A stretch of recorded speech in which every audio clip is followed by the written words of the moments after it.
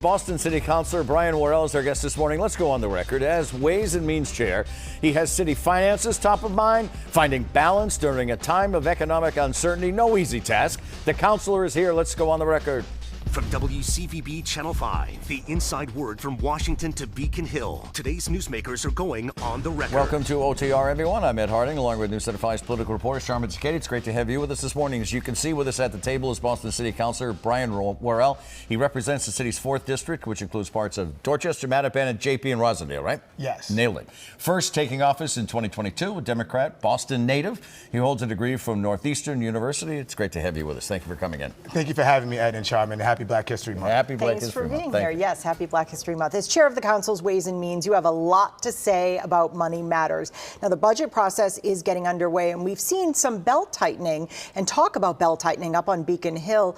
How's that going for the city? Yes, we're looking to explore the revenue that is coming into the city. But before that, we want to take a look at making sure that our councilors have a clear understanding of the budget process. We have 4 new councilors in City Hall, so we want to make sure that they're educated on what to expect through the budget process, but also getting ahead of our school budget process. Our school budget passes in March, so we want to make sure that we are having an influence on that budget. But we've constantly been hearing about the commercial properties devaluing, which might have an effect on our revenue. And those are discussions that we plan on having in April.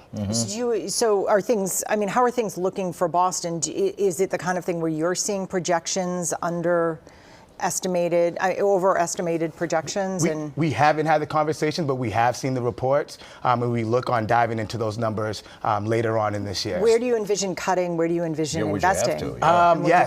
So we have it.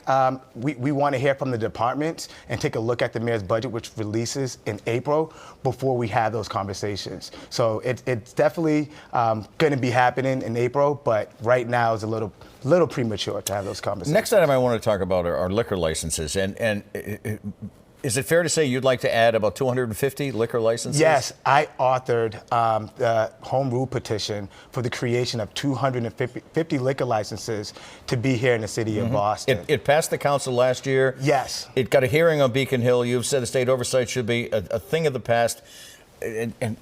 This is a 2-part question. First of all, should the state be involved in what the city wants to do? And then where does it stand? Yes. So I feel like we should have authority over the creation of liquor licenses. Mattapan, under this current process, Mattapan only has 8 out of the total 1,090. Only has 8? 8 out of the total 1,090 on-premise liquor licenses. Blue Hill Ave, one of our longest streets in the city of Boston, only has 6. Why? And Back Bay has 80. The cost, right? How much are they? $625,000. $625,000. Right. So what should they be?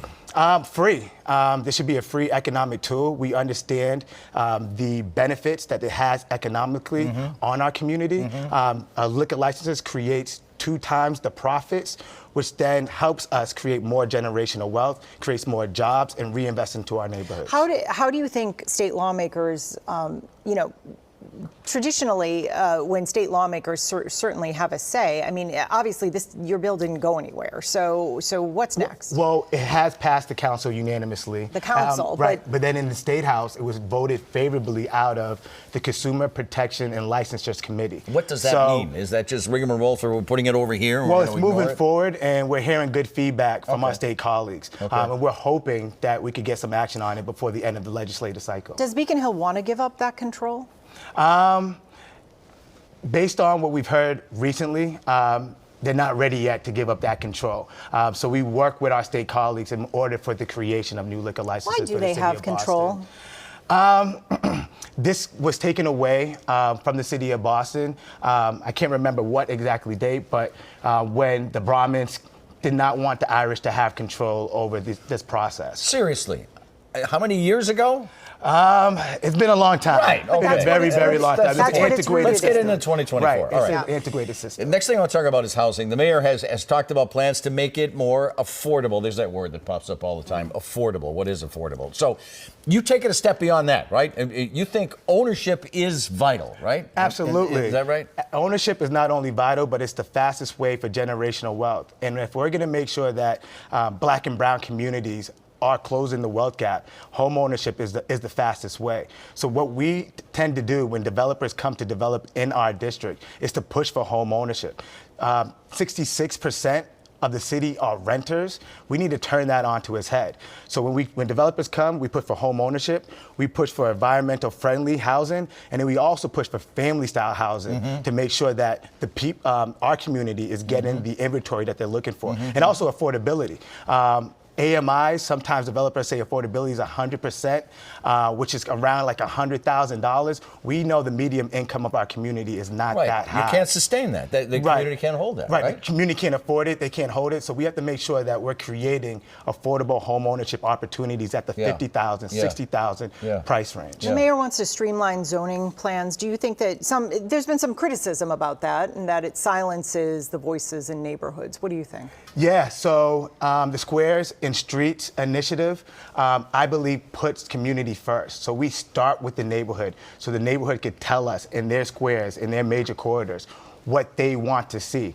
Prior to the developer showing up with their plans, we get to hear from the community first. And I think that's how development should be, right? It should be us walking through with our community groups, whether our civic associations, our neighbors, and them letting us know how high they want to go. Do you think things need to be streamlined? Should I this think, change? Yeah, and I think as we had that conversation with our community, right, we will have their plan and their vision, and then we can streamline, and then that way it'll create a more predictable process for our developers to streamline and the creation of housing. 5 investigators reported on Thursday that city officials and their relatives were winning a large proportion of affordable homeownership lotteries. And these are city-run lotteries that let the winners buy high-end condos at a huge discount. One of those winners was your former chief of staff. There is no evidence of fraud. I'm not suggesting that, but critics are saying that this is evidence that not enough is being done to tell people about the lotteries. So a two-pronged question. Do you have concerns about how many city employees are winning the lotteries? And should there be some restrictions on who can win those lotteries? I would say this. I had no knowledge of my former chief of staff applying for the lottery and no influence on her winning the lottery. But what we need to do, regardless of what resource, what lottery it is, every city resource needs to be out there inside of the community. We could do a better job as a city, as elected officials, to push that forward. And I think that needs to be happening across the board. Because she was with you, should she not be allowed to be in the lottery? That's a simple question, but that's what I'm thinking in my head. What do you think? And I would say we just need to make sure that everyone has the opportunity to apply for it and knows about it. And she qualifies as everyone. Right, as everyone does. She's right. there too. Right, and a lot of our jobs, they do have the Boston residence job policy, and we have a lot of city employees that are making $16 an hour. Right, and the cost of living in Boston is too high. Right. So I just want to make sure that as many people across the city of Boston have this opportunity. The question is whether or not there's too many insiders that know about this and not enough people on the outside. Right, and I think it's because we need to do a better job of communicating that out of the lottery. Got it. The last election brought some changes to the city council. New faces, certainly on the city council. You mentioned that at the top of the show, especially after chaotic 2023. In fact, some even called it a, quote, clown show. And you had a front row seat to all of that chaos. How are things going so far this time around? Yeah, no, I'm very excited about getting to work on my priorities, whether it's housing, education, and community health. Is that chaos gone? And everyone on that council is looking to make sure that we're building relationships and getting to the work of the people. Council President Louis Jen and myself is the first ever Black leadership, vice president and president, Black elected officials to have those roles. Me as Ways and Means Chair, we're looking to build a new dynamic and new relationships to make sure that we're solving problems that our constituents come to us on. So smooth sailing. You haven't seen the chaos that we saw in the past. That is the goal, is always to focus on the people's work and to make sure that we're leading by example.